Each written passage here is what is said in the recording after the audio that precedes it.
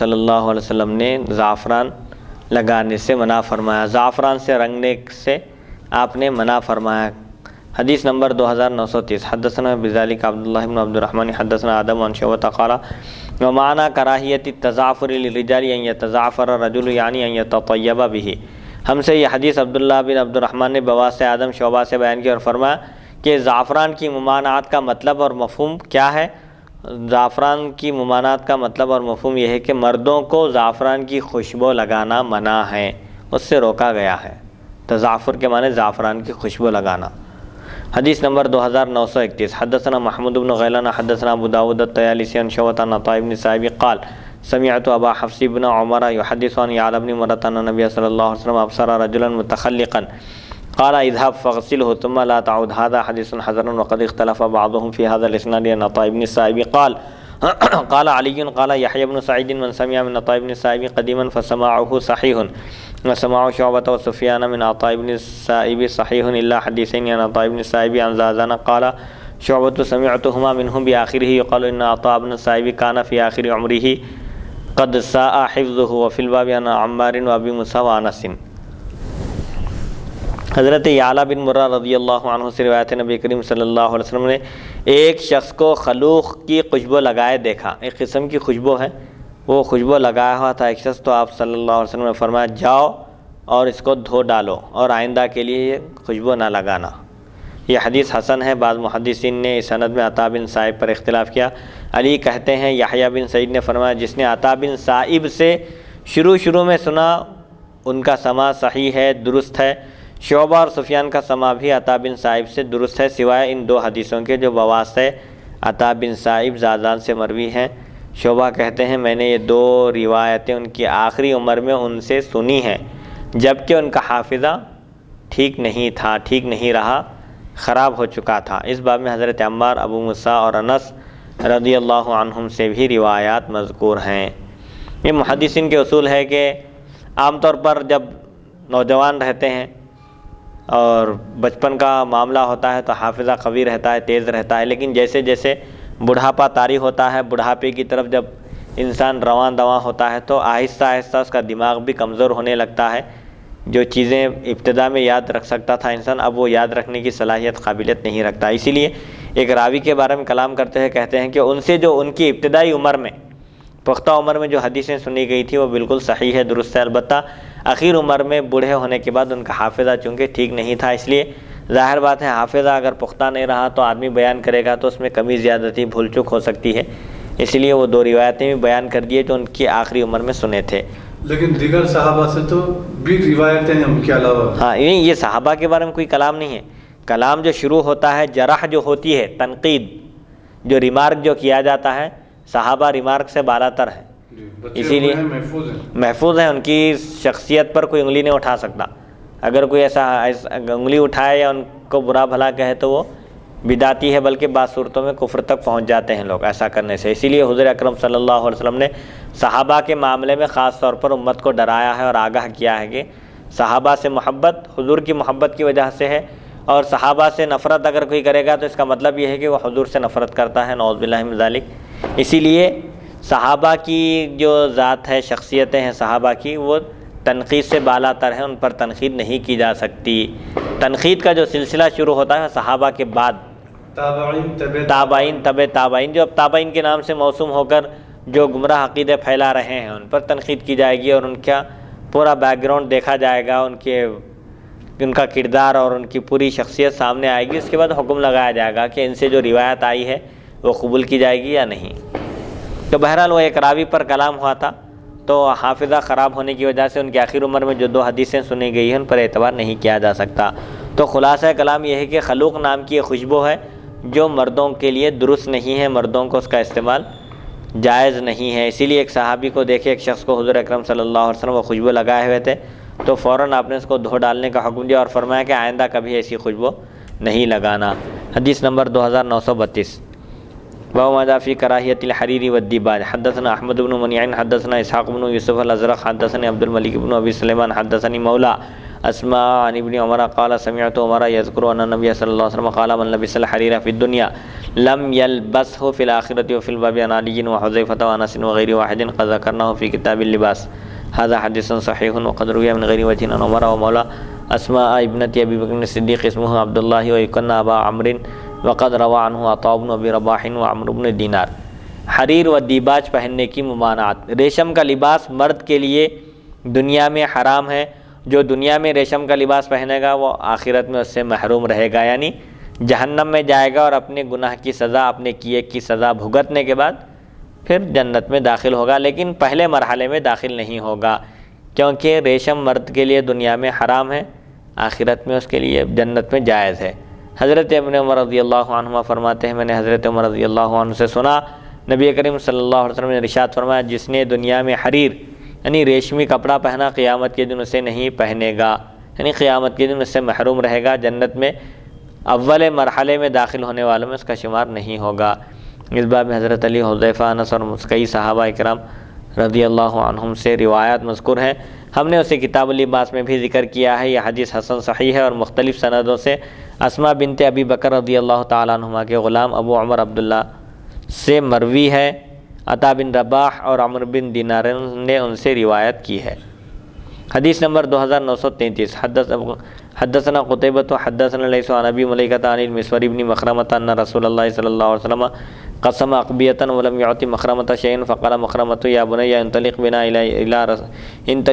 الى رسول الله صلى الله عليه وسلم قال فانطلقت معه قال ادخل فدعه لي فدعوته له فخرج النبي صلى الله عليه وسلم وعليه قباء منها فقال خبأت لك هذا قال فنظر إليه فقال رضي مخرمة هذا حديث حسن صحيح وابن أبي مليكة اسمه عبد الله بن عبيد الله بن أبي مليكة۔ قباؤں کی تقسیم۔ قبا ایک چادر ہوتی تھی جو اوڑھی جاتی تھی، وہ چادریں حضور اکرم صلی اللہ علیہ وسلم نے صحابہ کرام کے درمیان تقسیم فرمائی تھی۔ حضرت مسور بن مخرمہ رضی اللہ عنہ سے روایت ہے نبی کریم صلی اللہ علیہ وسلم نے قباؤں کی تقسیم فرمائی اور حضرت مخرمہ رضی اللہ عنہ کو کچھ عطا نہیں کیا، سب کو آپ نے عطا فرمایا، ان کو نہیں دیا۔ حضرت مخرمہ نے اپنے صاحبزادے سے فرمایا بیٹے مجھے نبی کریم صلی اللہ علیہ وسلم کی خدمت میں لے چلو۔ وہ فرماتے ہیں میں ان کو ساتھ لے کر چلا، انہوں نے فرمایا اندر جاؤ اور حضور اکرم صلی اللہ علیہ وسلم کو میرے لیے بلا کر لاؤ۔ فرماتے ہیں میں حضور اکرم صلی اللہ علیہ وسلم کو بلا لایا، آپ پر ایک قبا تھی، ایک چادر تھی جو آپ اوڑھے ہوئے تھے۔ آپ نے فرمایا اے مخرمہ میں نے تمہارے لیے یہ اٹھا کر رکھی تھی جو تم کو اس وقت نہیں عطا کی، اب دے رہا ہوں۔ راوی کہتے ہیں حضرت مخرمہ رضی اللہ عنہ نے حضور اکرم صلی اللہ علیہ وسلم کی طرف دیکھا تو آپ نے فرمایا مخرمہ راضی ہو گئے۔ یہ حدیث حسن صحیح ہے۔ ابن ابی ملیکہ کا نام عبداللہ بن عبید اللہ بن ابی ملیکہ ہے۔ عام طور پر فطری اعتبار سے کوئی اگر جنگ میں شریک ہو یا کسی چیز میں حصہ لے، فتوحات حاصل ہوں، کامیابی ہو، اس کے بعد پھر مال آئے یا کوئی چیز آئے اور سب کے درمیان تقسیم ہو اور ایک ایسے شخص کو اس میں نہ دی جائے جو اس میں برابر کا حصے دار ہے، تو فطری طور پر انسان کو تکلیف ہوتی ہے۔ ایسا شاید وہ محسوس کیے تھے، حضور اکرم صلی اللہ علیہ وسلم کی خدمت میں حاضر ہوئے اپنے بیٹے کے ساتھ اور حضور اکرم صلی اللہ علیہ وسلم کو طلب کیے۔ شاید ہو سکتا ہے کہ وہ بوڑھے ہو گئے تھے یا کوئی عذر تھا۔ حضور اکرم صلی اللہ علیہ وسلم باہر تشریف لائے، ان سے ملاقات کیے اور فرمایا کہ یہ جو قبا میں جو اوڑھا ہوں چادر یہ میں نے تمہارے لیے رکھی ہے۔ تو اس کے بعد فرمایا کہ اب میں دیکھ رہا ہوں کہ مخرمہ راضی ہو گئے ہیں، خوش ہو گئے ہیں۔ فطری طور پر جو تکلیف بظاہر تکلیف محسوس ہوتی تھی لیکن وہ نہیں تھی تکلیف، حقیقت میں حضور اکرم صلی اللہ علیہ وسلم جیسا کہ دیگر احادیث میں آیا ہے کہ حضور اکرم صلی اللہ علیہ وسلم سے بعض صحابہ شکایت کیے۔ فطری طور پر ہوتا ہے انسان کو کہ بھائی ایک بڑا حصہ ہم ایک رول ادا کرے ایک جنگ میں اور ایک کردار ادا کرے اور ہماری بھی قربانیاں ہیں، لیکن ہم کو بظاہر نظر انداز کر دیا گیا، سب کو عطا کیا گیا اور ہم کو نہیں دیا گیا۔ ایسے سوالات اور ایسے اعتراضات ذہن میں آتے ہیں انسان کے۔ تو صحابہ تھے وہ صاف دل تھے، جو دل میں ہوتی تھی بات وہ زبان پر لاتے تھے اور عرض کر دیتے تھے۔ تو صحابہ نے عرض کیا تو حضور فرمائے کبھی میں کسی کو عطا کرتا ہوں اور کسی کو عطا نہیں کرتا، تو میں جس کو عطا نہیں کرتا وہ میرے نزدیک اس شخص سے زیادہ محبوب ہوتا ہے جس کو میں عطا کرتا ہوں۔ سبحان اللہ سبحان۔ اسی لیے اہل بیت اطہار کو دیکھیں، حضور پوری دنیا کے ساتھ جو سخاوت کا معاملہ کیے، لیکن جب حضرت فاطمہ رضی اللہ عنہا کام کرتے کرتے جب تھک جاتی تھی، حضرت علی رضی اللہ عنہ نے عرض کیا کہ فاطمہ رضی اللہ عنہا کا کام بڑھ گیا ہے، بغلوں میں باگرے آ گئے تھے بی بی فاطمہ رضی اللہ عنہ جی، تو اتنی محنت کرتے تھے، لیکن غلاموں کا جو سلسلہ عطا فرمانے کا تھا حضور کا، سب کو عطا فرمائے۔ حضرت علی فاطمہ رضی اللہ عنہ سے فرمائیں کہ حضور اکرم صلی اللہ علیہ وسلم کے پاس غلام باندیاں آئے ہوئے ہیں، تم بھی جا کر ایک آدھ غلام یا ایک باندی مانگ کر لا لو تاکہ کام میں سہولت ہو، گھر کے کاموں میں تمہارا ہاتھ بٹائے وہ لوگ۔ لیکن جب حضرت فاطمہ رضی اللہ عنہ وہاں گئی تو آپ نے دیکھا کہ صحابہ کرام کا مجمع ہے اور حضور اکرم صلی اللہ علیہ وسلم تقسیم فرما رہے ہیں۔ اب یہ منظر دیکھ کر آپ واپس ہو گئی کہ ایک مجمع میں کیسے سوال کروں، کیسے میں پوچھوں ول کر۔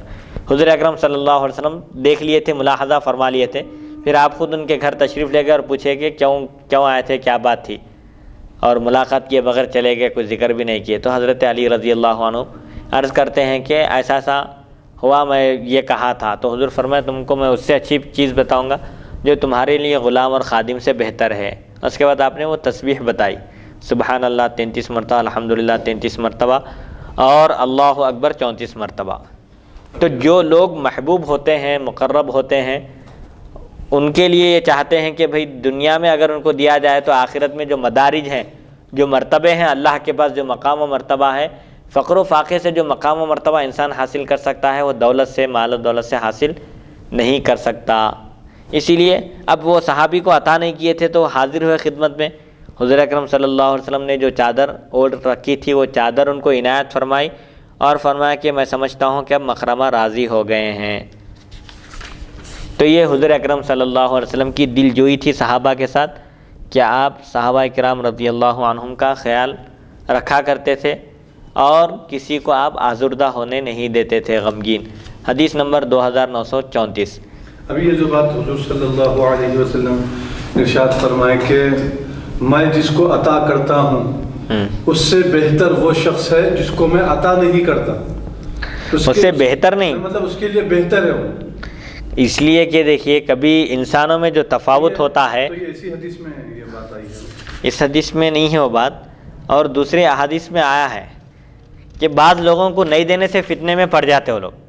جی اس لیے جن کے دین کی حفاظت مشکل رہتی ہے بغیر مال کے، بغیر دولت کے، حضور اکرم صلی اللہ علیہ وسلم جو عطا فرماتے ہیں ہر ایک شخص کو اس کے نفسیات کے لحاظ سے، اس کو جس چیز کی ضرورت ہے وہ چیز آپ اس کو عطا فرماتے ہیں۔ کوئی نصیحت کے لیے عرض کرتے ہیں تو ان میں جو کمی آپ ملاحظہ فرماتے ہیں اس کمی کی طرف ان کو توجہ دلاتے ہیں۔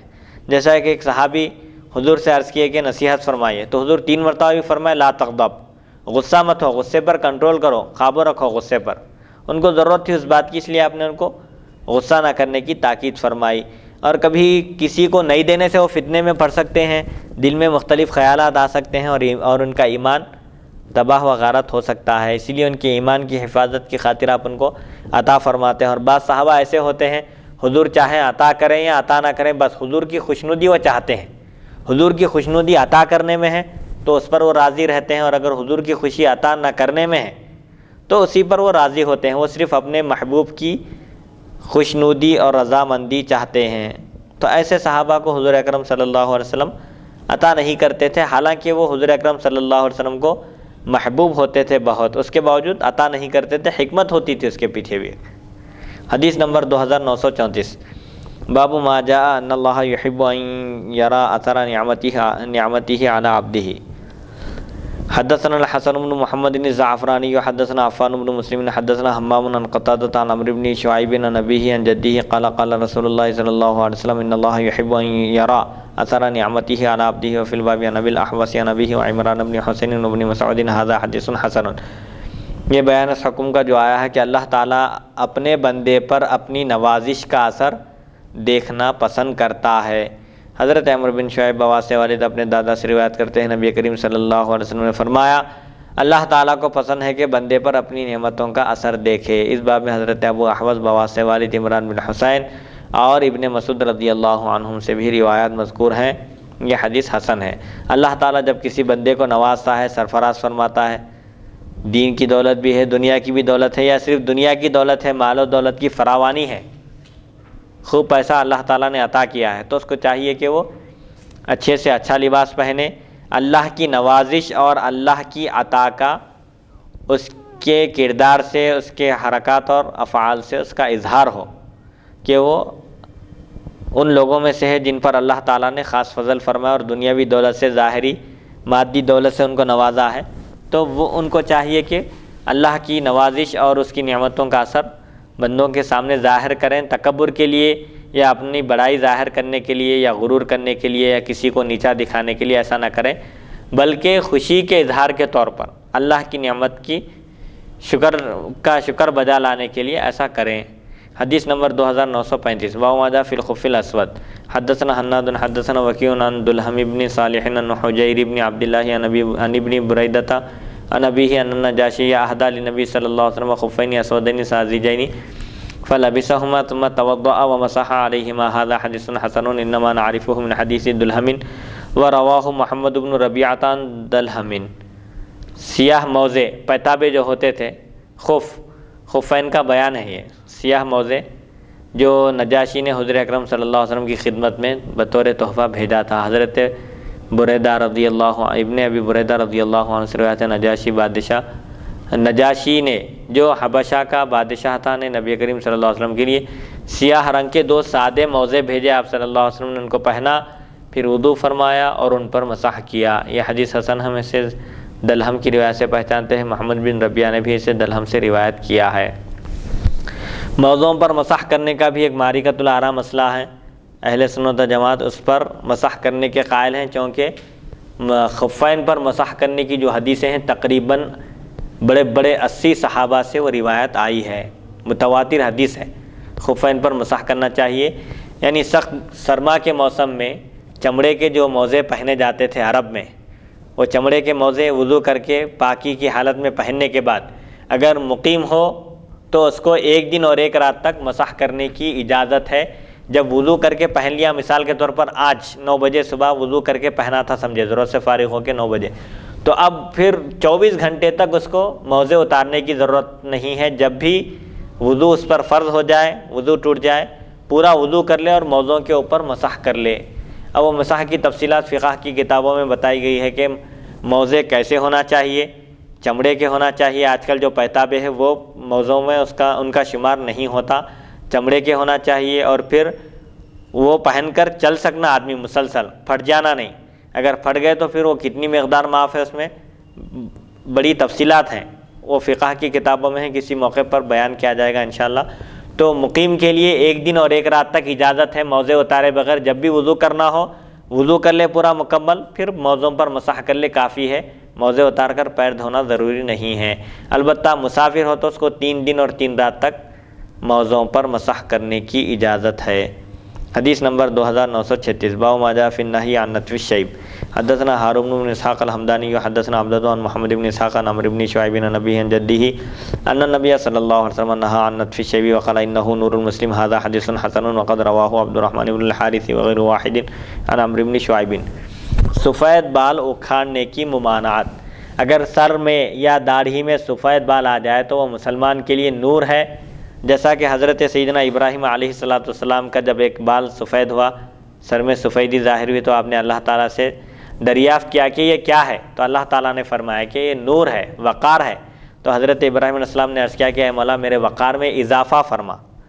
تو آج کل جو لوگ سفید بال آنے پر کالا خضاب لگاتے ہیں، کالا خضاب بالکل سخت منع ہے شریعت میں۔ مردوں کے لیے مہندی لگائی جا سکتی ہے، کالا خضاب لگا کر بالوں کو کالا کرنے سے آدمی کی عمر کوئی کم نہیں ہوتی اور نہ ہی آدمی نوجوان نظر آتا ہے۔ کالا خضاب استعمال کرنا حرام ہے۔ اسی لیے حدیث میں آیا کہ سفید بڑھاپے کی جو سفیدی ہوتی ہے، سفید بال وہ اکھاڑنے سے حضور اکرم صلی اللہ علیہ وسلم نے منع فرمایا، اور فرمایا کہ وہ مسلمان کا نور ہے، مسلمان کا وقار ہے۔ حضرت عمرو بن شعیب بواس سے والد اپنے دادا سے روایت کرتے ہیں کہ نبی کریم صلی اللہ علیہ وسلم نے سفید بال اکھاڑنے سے منع فرمایا اور فرمایا یہ مسلمان کا نور ہے۔ یہ حدیث حسن ہے، عبد الرحمن بن حارث اور دوسرے کئی لوگوں نے اسے عمرو بن شعیب سے روایت کیا ہے۔ حدیث نمبر 2937 باب ما جاء ان المستشار مؤتمن۔ حدثنا ابو قریب حدثنا وکیع عن داود بن ابی عبد اللہ عن ابن جدعان عن جدته عن ام سلمة قالت قال رسول الله صلی اللہ علیہ وسلم المستشار مؤتمن وفي الباب عن ابن مسعود وابي هريرة وابن عمر هذا حدیث غریب من حدیث ام سلمة۔ جس سے مشورہ لیا جاتا ہے وہ امانت دار ہوتا ہے، لہذا کسی کو غلط مشورہ نہیں دینا چاہیے۔ اگر کسی سے کوئی مشورہ طلب کیا جائے، اس کے لیے جو بہتر ہے، اگر وہ علم رکھتا ہے اس کا، تو چاہیے کہ اس کو مشورہ دے، اور اگر اس فیلڈ میں اس کو کوئی اندازہ نہ ہو، مشورہ دینے کے وہ لائق نہ ہو اس فیلڈ میں، تو کہہ دے کہ اس فیلڈ سے مجھے کوئی مناسبت نہیں ہے یا میں اس فیلڈ کے بارے میں کچھ نہیں جانتا، لہٰذا جو اس سلسلے میں جانتے ہیں، معلومات رکھتے ہیں، ان سے رجوع ہو۔ لیکن جس فیلڈ کے بارے میں جانتا ہو، اس سے مشورہ کیا جائے تو صحیح مشورہ دینا چاہیے، ورنہ وہ قیامت کے دن پکڑا جائے گا، اس سے مواخذہ ہوگا۔ حدیث حضرت ام سلمہ رضی اللہ عنہ سے روایت ہے، نبی کریم صلی اللہ علیہ وسلم نے ارشاد فرمایا جس سے مشورہ لیا جاتا ہے وہ امین ہوتا ہے، امانت داری کا اس کو مظاہرہ کرنا چاہیے، مشورہ دینے میں خیانت نہیں کرنا چاہیے۔ اس باب میں حضرت ابن مسعود، ابو ہریرہ اور ابن عمر رضی اللہ عنہم سے بھی روایت منقول ہے۔ حدیث حضرت ام سلمہ کی روایت سے غریب ہے۔ حدیث نمبر 2938، حدثنا احمد بن منیع حدثنا الحسن بن موسى حدثنا شیبان عن عبد الملک بن عمیر عن ابی سلمة بن عمیر عن ابی سلمة بن عبد الرحمن عن ابی ہریرہ قال قال رسول اللہ صلی اللہ علیہ وسلم المستشار مؤتمن، هذا حدیث قد رواہ غیر واحد عن شیبان بن عبد الرحمن النحوی وشیبان هو صاحب کتاب وهو صحیح الحدیث ویکنى ابا معاویہ حدثنا عبد الجبار بن العلاء العطار عن سفیان بن عیینة قال قال عبد الملک بن عمیر انی لاحدث بالحدیث فما اخرم منه حرفا۔ حضرت ابو ہریرہ رضی اللہ عنہ سے روایت ہے، رسول اکرم صلی اللہ علیہ وسلم نے ارشاد فرمایا جس سے مشورہ لیا جائے وہ امین ہے، جس سے مشورہ طلب کیا جاتا ہے وہ امین ہے، امانت دار ہے، اس کی ذمہ داری یہ ہے کہ صحیح مشورہ دے، ایسا مشورہ نہ دے جس سے مشورہ طلب کرنے والے کو نقصان پہنچے، جانتا ہے کہ یہ کام کرنے میں اس کا نقصان ہے، اس کے باوجود وہی کام کرنے کا مشورہ دیتا ہے تو قیامت کے دن اللہ کے پاس یہ پکڑا جائے گا۔ اس حدیث کو کئی راویوں نے شیبان بن عبد الرحمن نحوی سے روایت کیا ہے۔ شیبان صاحب کتاب ہے اور صحیح الحدیث ان کی کنیت ابو معاویہ ہے۔ ہم سے عبد الجبار بن اعلیٰ عطار نے سفیان بن عیینہ سے نقل کیا کہ عبد الملک بن عمیر کہتے ہیں میں حدیث بیان کرتے ہوئے اس میں ایک حرف کی بھی کمی نہیں کرتا جو کہ تو حدیث میں بیان کرتا ہوں۔ حدیث نمبر 2939، باب ما جاء فی الشوم۔ حدثنا ابن ابی عمر حدثنا سفیان عن الزہری عن سالم وحمزة ابن عبد الله بن عمر عن ابیہما ان رسول اللہ صلی اللہ علیہ وسلم قال الشوم فی ثلاثة فی المرأة والمسکن والدابة، هذا حدیث حسن صحیح وبعض اصحاب الزہری لا يذکرون فیہ عن حمزة وانما یقولون عن سالم عن ابیہ عن النبی صلی اللہ علیہ وسلم وهكذا روى لنا ابن ابی عمر هذا الحدیث عن سفیان بن عیینة عن الزہری عن سالم وحمزة ابن عبد الله بن عمر عن ابیہما عن النبی صلی اللہ علیہ وسلم۔ بدفعلی کا بیان، بدشگونی۔ حضرت سالم اور حمزہ دونوں اپنے والد حضرت عبداللہ بن عمر رضی اللہ عنہما سے روایت کرتے ہیں، نبی کریم صلی اللہ علیہ وسلم نے ارشاد فرمایا 3 چیزوں میں بدفعلی ہے۔ اگر بدفعلی ہوتی، بدشگونی ہوتی تو یہ ان 3 چیزوں میں ہوتی تھی، عورت، گھر اور سواری۔ یہ حدیث حسن صحیح ہے۔ بعض اصحاب زہری اس سند میں حضرت حمزہ کا ذکر نہیں کرتے، وہ حضرت سالم کے واسطے سے حضرت ابن عمر رضی اللہ عنہما سے مرفوعاً روایت کرتے ہیں۔ دونوں کی روایت ہم سے ابن ابی عمر نے بواسطہ سفیان بن عیینہ زہری سے بیان کی۔ بدفعلی، بدشگونی لینا اسلام میں یہ جائز نہیں ہے۔ جو کچھ بھی ہوتا ہے وہ سب اللہ کی طرف سے ہوتا ہے، خواہ وہ خیر ہو یا شر ہو، لیکن انسان کے لیے یہ تعلیم دی گئی ہے مومن کو کہ وہ شر کی نسبت اپنے نفس کی طرف کرے، شیطان کی طرف کرے، اور خیر کی نسبت اللہ کی طرف کرے۔ بدشگونی، بدفعلی لینا جائز نہیں ہے۔ جو کچھ بھی ہوتا ہے مومن کو اس بات کا یقین رکھنا چاہیے کہ اللہ کی اجازت اور اس کی مرضی کے بغیر دنیا میں کوئی کام نہیں ہوتا۔ اسی لیے کسی چیز میں بدشگونی، بدفعلی لینا جائز نہیں ہے۔ حضور اکرم صلی اللہ علیہ وسلم جو فرما رہے ہیں یہاں پر فرما رہے ہیں کہ اگر بدشگونی کسی چیز میں ہوتی تو ان 3 چیزوں میں ہوتی تھی۔ جب ان 3 چیزوں میں بدشگونی، بدفعلی لینا جائز نہیں ہے اور بدفعلی ہوتی ہی نہیں ان 3 چیزوں میں، تو دوسرے چیزوں میں بدرجہ اولا نہیں ہوتی۔ حدیث نمبر 2940، حدثنا سعید بن عبد الرحمن المخزومی حدثنا سفیان عن الزہری عن سالم عن ابیہ عن النبی صلی اللہ علیہ وسلم نحوہ ولم یذکر فیہ سعید بن عبد الرحمن عن حمزة وروایت سعید اصح لأن علی بن المدینی والحمیدی روایا عن سفیان ولم یروا لنا الزہری هذا الحدیث الا عن سالم عن ابن عمر وروى مالک عن انس هذا الحدیث عن الزہری قال عن سالم وحمزة ابن عبد الله بن عمر عن ابیہما وفی الباب عن سہل بن سعد وعائشة وانس قد روی عن النبی صلی اللہ علیہ وسلم انہ قال ان کان الشوم فی شیء ففی المرأة والدابة والمسکن۔ سعید بن عبد الرحمن مخزومی نے بواسطہ سفیان زہری اور سالم حضرت ابن عمر رضی اللہ عنہما سے اس کے ہم معنی مرفوع حدیث روایت کی، لیکن سعید بن عبد الرحمن نے انس میں حمزہ کا ذکر نہیں کیا۔ سعید کی روایت زیادہ صحیح ہے کیونکہ علی بن مدینی اور حمیدی دونوں نے سفیان سے روایت کی۔ ہم سے زہری نے بھی یہ حدیث حضرت سالم کے واسطے سے روایت کی۔ مالک بن انس نے سے زہری سے روایت کرتے ہوئے حمزہ اور سالم دونوں کے واسطے ان کے والد حضرت ابن عمر رضی اللہ عنہما سے مرفوعاً نقل کیا۔ اس باب میں حضرت سہل بن سعد، عائشہ اور انس رضی اللہ عنہم سے بھی روایات منقول ہے۔ نبی کریم صلی اللہ علیہ وسلم سے مروی ہے، آپ نے فرمایا اگر کسی چیز میں بدفعلی ہو سکتی ہے تو وہ عورت، جانور اور مکان میں ہوتی ہے۔ اگر ہو سکتی بدفعلی، بدشگونی اگر ہوتی تو ان تین چیزوں میں ہوتی تھی۔ جب ان تین چیزوں میں بدفعلی نہیں ہے تو اب بدرجہ اولا دوسرے چیزوں میں بدفعلی، بدشگونی نہیں ہے۔ اگر ہوتی بدفعلی تو ان تین چیزوں میں ہوتی تھی۔ جب اسلام میں ان تین چیزوں میں بھی نہیں ہے تو پھر کسی چیز میں بھی بدفعلی، بدشگونی لینا درست نہیں ہے، جائز نہیں ہے۔ تو اب یہ بدفعلی، بدشگونی جیسا کہ مثال کے طور پر لوگ کیسا لیتے ہیں، تھوڑا فرمائیے اس میں۔ جیسے عام طور پر یعنی جیسا کہ نئی نئی شادی ہوئی اور بہو کا قدم بختوار نہیں ہے، بہو آتے ہی، یعنی بہو کا قدم برکت والا نہیں ہے، نحوست والا قدم ہے، وہ آتے ہی سسرے کا انتقال ہو گیا یا ساس کا انتقال ہو گیا یا فلاں کا انتقال ہو گیا، یعنی اس کا قدم نحوست والا قدم ہے۔ ہاں، یہ بدشگونی ہے، بدفعلی ہے۔ کبھی بعض لوگ کیا کرتے ہیں، کسی کام کے لیے باہر نکلتے ہیں، بلی آ جاتی ہے راستے میں تو واپس ہو جاتے ہیں اور کہتے ہیں کہ اب یہ کام نہیں ہوگا۔ یہ سب بدشگونی، بدفعلی ہے جس کی اسلام میں قطعاً اجازت نہیں ہے۔ جو کام ہونا ہے، جو چیز طے شدہ ہے، اللہ اگر چاہے تو برابر ہو کر رہتی ہے وہ چیز، اور اگر اللہ نہ چاہے تو دنیا کی کوئی طاقت اس کام کو نہیں کر سکتی۔ یہ یقین مومن کے دل میں یہ عقیدہ پختہ ہونا چاہیے کہ اگر اللہ کسی کو فائدہ پہنچانا چاہے اور پوری دنیا نقصان پہنچانا چاہے تو کیا ہوگا؟ وہی ہوگا جو اللہ چاہے گا۔ پوری دنیا مل کر بھی اس کا بال بیکا نہیں کر سکتی، اس کو نقصان نہیں پہنچا سکتی۔ اور اگر اللہ کسی کو نقصان پہنچانا چاہے اور پوری دنیا اس کو فائدہ پہنچانا چاہے تو کوئی دنیا پر نہیں مار سکتی۔ اللہ کی مرضی، اس کی مشیت اور اس کے منشے کے آگے اللہ جو چاہتا ہے وہی ہوتا ہے۔ اللہ کسی کو فائدہ پہنچانا چاہے تو پوری کائنات مل کر روک نہیں سکتی، اور اگر اللہ کسی کو نقصان پہنچانا چاہے تو پوری کائنات مل کر اس کو فائدہ نہیں پہنچا سکتی۔ یہ عقیدہ مضبوط اور مستحکم کرنے کی ضرورت ہے کہ جو کچھ بھی ہوتا ہے اللہ کی مرضی سے ہوتا ہے، اللہ جو چاہتا ہے وہی ہوتا ہے۔ بندہ اپنی مرضی کو اللہ کی مرضی میں فنا کر دے تو اس کو کسی چیز کا غم نہیں ہوگا۔ چاہے کوئی چیز ملے تو خوشی نہیں ہوگی، کوئی چیز اس کے پاس سے چلی جائے تو غم نہیں ہوگا۔ صوفیاء کرام اور اولیاء کرام کی زندگی اسی سے عبارت تھی۔ ان کی زندگی کا مقصد یہی تھا۔ عبارت کا مطلب یہ ہے کہ ان کی زندگی کے ہر گوشے میں، زندگی کے ہر لمحے میں اللہ کی خوشنودی کو وہ لوگ اہمیت دیتے تھے، اور اپنی خوشی اور اپنی مرضی کو انہوں نے اللہ کی مرضی میں فنا کر دیا تھا۔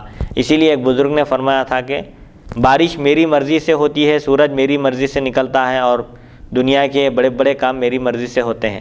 تو ایک شخص نے عرض کیا، حضرت آپ بہت بڑا دعویٰ کر رہے ہیں، کیا بات کر رہے ہیں آپ؟ یہ تو اللہ کی شان ہے۔ سورج اس کے حکم سے نکلتا ہے، بارش اس کے حکم سے ہوتی ہے، یہ نباتات جو اگتے ہیں، یہ فصل جو ہوتی ہے، اناج جو ہوتا ہے، یہ سب اللہ کی مرضی سے ہوتے ہیں۔ آپ کیا بن رہے ہیں؟ تو حضرت فرمائیں کہ ارے میاں، ہماری مرضی کبھی ہماری مرضی رہی، جو اس کی مرضی ہے وہی ہماری مرضی ہے۔ سبحان اللہ، سبحان اللہ۔ تو بزرگان دین اور صوفیاء کرام اپنی مرضی کو اللہ کی مرضی میں فنا کر دیتے ہیں۔ اللہ جو چاہتا ہے وہ وہی کرتے ہیں، اور اللہ کی ہر مرضی پر وہ راضی رہتے ہیں، چاہے کتنی ہی آزمائش اور کتنی ہی مصیبت کیوں نہ آ جائے، وہ ہر حال میں اللہ کا شکر ادا کرتے ہیں اور اس کی مرضی پر چلتے ہیں۔ اللہ کی مرضی یہ ہو کہ وہ فقر و فاقے کی زندگی گزاریں تو کبھی کسی کے سامنے ذکر تک نہیں کرتے وہ اپنے فقر و فاقے کا۔ اسی لیے ایک آیت کی تفسیر میں محدثین مفسرین نے لکھا ہے کہ قرآن کی ایک آیت ہے، فَمِنْهُمْ ظَالِمٌ لِنَفْسِهِ وَمِنْهُمْ مُقْتَصِدٌ وَمِنْهُمْ سَابِقٌ بِالْخَيْرَاتِ بِإِذْنِ اللَّهِ، یعنی اللہ تعالیٰ نے بعض بندوں کو، اپنے بندوں میں سے بعض بندوں کو منتخب کر لیا ہے اور ان کو کتاب کا وارث بنا دیا، کتاب کے اسرار اور علوم ان پر کھول دیا اللہ تعالیٰ نے۔ ان میں سے بعض بندے وہ ہیں جنہوں نے اپنے نفس پر ظلم کیا۔ تو یہاں پر مفسرین لکھتے ہیں کہ نفس پر ظلم کرنے سے مراد یہ ہے کہ جو بندے مصیبت جب نازل ہوتی ہے، ان پر آزمائش آتی ہے تو جزا فضا کرتے ہیں، وہ لوگ مراد ہیں، شکوہ شکایت کرتے ہیں۔ ومنہم مقتصد، اور ان میں سے بعض بندے وہ ہیں جو میانہ روی اختیار کرتے ہیں. وہ کون ہیں؟ اس